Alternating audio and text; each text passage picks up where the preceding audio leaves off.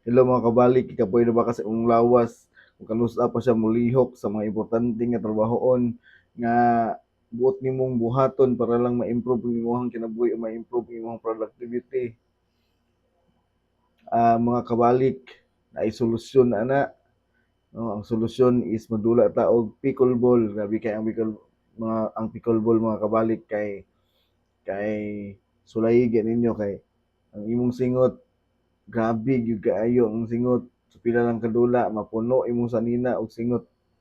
Then dako kay na siya katabang mga kabalik para lang dako kay kag madakpan nimo imong focus mga kabalik ug magsugod na gyud dayon ka sa mga importante nga trabahoon nga sa imong pag-uli, no?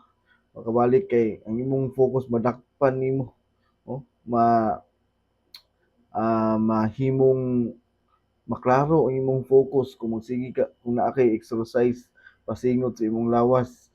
So the more nga tagaan nimo panahon ng imong lawas nga may exercise, the more pud nga ganti nga iyang ibalik sa imuha tungod kay iyang dakpon ang focus nimo nga imbis libog kaayo imong focus kanang di ka katrabaho sa imong mga trabahoon, pagbalik nimo ang mahitabo mas makatrabaho pag Ginoong ka.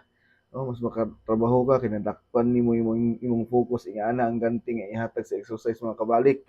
So dili na ka magbalik-balik, mulahos na gyud ka mga kabalik, no? So salamat sa pagpaminaw.